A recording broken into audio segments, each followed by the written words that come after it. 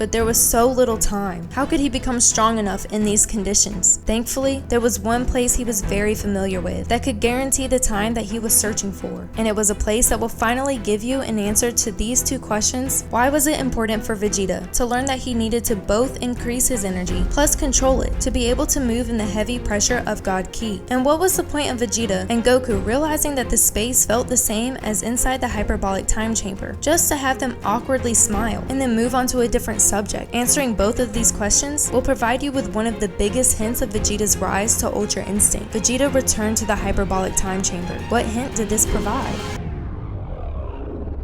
I need my anime family, the Anifam, to watch the story of their favorite anime with headphones or speakers with bass for full effect.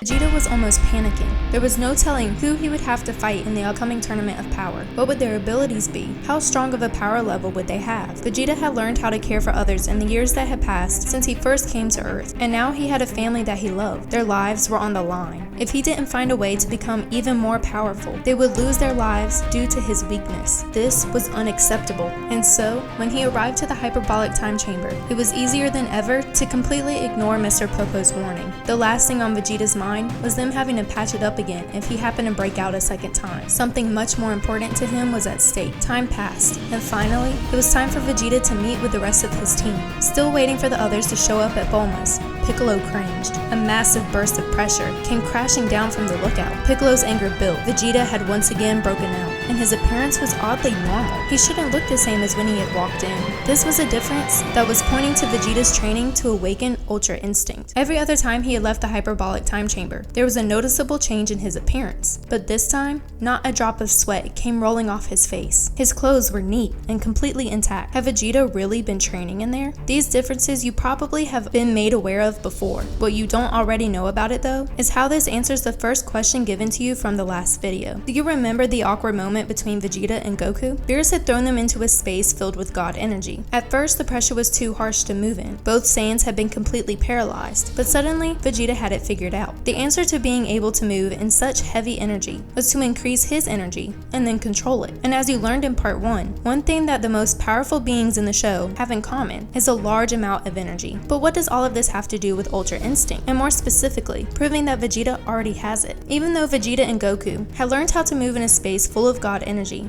they still weren't as strong as Beerus. There can only be one reason for this. They still had not increased their energy high enough to match Beerus's level of ki. But there was still another problem on top of this, and that is the second thing that the most powerful beings in the show have in common: control of their large amounts of energy. If Vegeta and Goku had instantly gained the same amount of energy that these beings more powerful than them obtained, they wouldn't have been able to control it. Doesn't that sound familiar? Gradually increasing their energy and then learning to control those small increases, little by little, was the key to reaching a power that far surpassed their Super Saiyan Blue form. This is also the key to mastering Ultra Instinct. As you can imagine, this process would take much more time than was allowed to Vegeta and the other Universe 7 team members before the Tournament of Power was to begin. This was the exact reason that Vegeta chose to return to the hyperbolic time chamber in the first place. But there's still one thing not adding up. There was another reason for him choosing to train in this place, and that reason explains this question. What's the connection between Vegeta training in the hyperbolic time chamber and that awkward smile between him and Goku? Remember from part 1 what the reason behind those smiles were. Their excitement heightened as they noticed the familiar feeling in the air around them. Goku praised Beerus as he said that this was the best type of environment to train in. It was the exact same feeling as inside the hyperbolic time chamber. This was the other reason that Vegeta chose to return here. Not only would he be given an entire day's worth of training in only 1 real hour, but he would also be able to train in the best environment possible.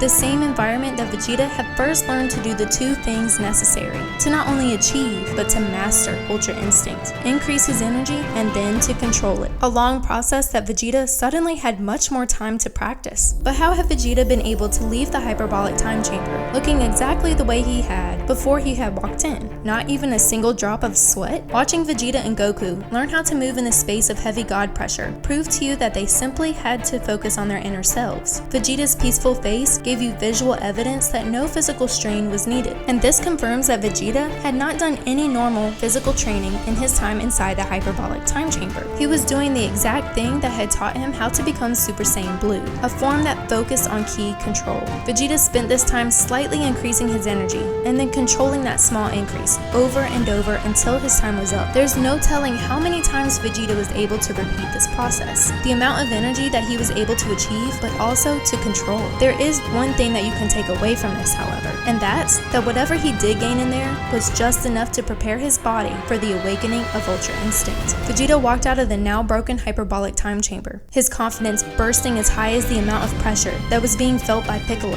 Vegeta no longer felt the weight of the universe's fate on his shoulder. His family would no longer have to worry. Vegeta felt a lightness of air around him. His previous panicking thoughts had completely disappeared. The Prince of Saiyans refused to lose, and now he had a mysterious power to back that statement up. One issue still remained though. There was no way for Vegeta to know what he would soon have to go up against. As soon as all the universes had arrived to the world of Void, Vegeta started to pay attention to the abilities and power levels of the other fighters. And after some time, Vegeta realized that there was one thing that could not be avoided. There were fighters here that would push his limits even further. The tournament of power was getting harder and harder by the second. The weakest fighters were quickly being eliminated, leaving the strongest of each universe to save their friends and families. Vegeta didn't know it, but he was about to witness Ultra Instinct for what he thought was the first time. The time for the fight that every person left on the stage had been waiting for finally arrived. Although he expected their limits to be pushed, Goku was pushed much further than Vegeta had ever imagined. The mysterious power he had learned in the hyperbolic time chamber had given him more confidence than he had ever felt, but every ounce of it disappeared along with Goku's burnt out body. The thought of Frieza stepping on Goku's wound suddenly came to Vegeta's mind. Why this memory? As he searched for Goku's energy anywhere in the world of Void,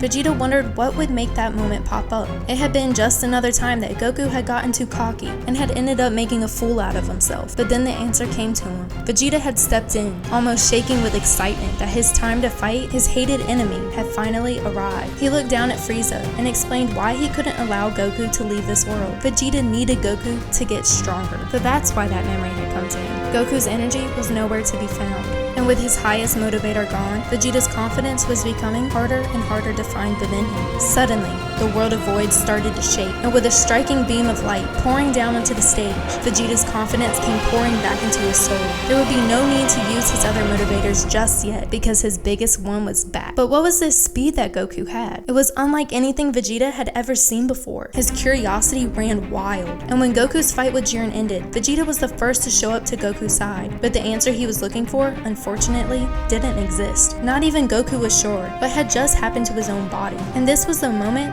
that had been foreshadowed so long ago. Vegeta had watched Goku turn Super Saiyan Blue, yet he wasn't surprised. No jealousy covered his face in anger. Had Vegeta accepted Goku as his superior, or did he have another reason for his change of heart? The answer was revealed when Vegeta also turned Super Saiyan Blue. And just like back then, Vegeta now looked at Goku with confidence. No jealousy of this amazing new power was there. Was history repeating itself? Had Vegeta also been hiding Ultra Instinct himself? But then a problem with these thoughts soon appeared. Vegeta fans were left confused at the sight of his anger when Goku reached Ultra Instinct again. His old ways had returned. The jealousy in his heart was raging. Goku had surpassed him yet again. Vegeta wondered when the cycle would ever end. All the time and effort he had put into training himself, was it all for nothing once again? Vegeta questioned his purpose in this tournament. Was he here to be Goku's cheerleader, or actually to give some kind of value to his team? And then he saw it again, Frieza digging his foot into Goku's side. Goku was his biggest motivator. Vegeta had almost forgotten this important fact. All of a sudden, another memory appeared in Vegeta's mind, but this time, it was Whis. He had explained a technique that would allow the two Saiyans to avoid all danger. Vegeta didn't know the name for it yet, but this had been Ultra Instinct all along. But he remembered that Whis had also stated that it would be difficult to learn. Vegeta felt his anger rising. Goku not only had gotten a new power, but it was this one. Something Whis had said Beerus hadn't even mastered yet. But then Vegeta thought about all the training he had been through. He refused it all to be for nothing. Again, he was left with nothing but his will, and the motivation to reach Goku's level and then finally pass him. If Goku can get it, then Vegeta knew that he could get it too. But isn't that an interesting thing for him to think?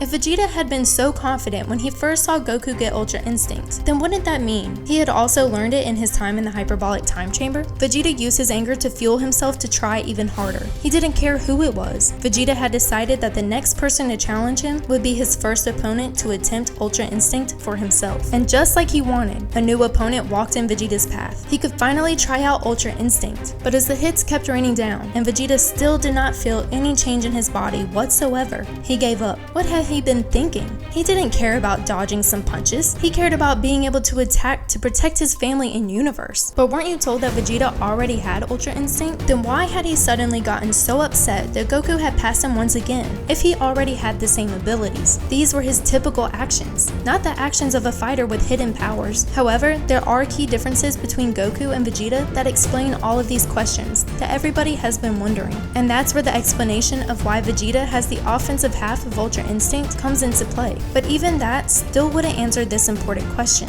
Why did he just fail in his attempt to awaken Ultra Instinct if it's something he already has? And why does he think simple punches will help him get there? Watching the Goku vs Jiren fight had many clues to how Ultra Instinct works, and they weren't all from Goku. Is it just a coincidence that Jiren can dodge flying blocks and that his aura is red? Or could it be that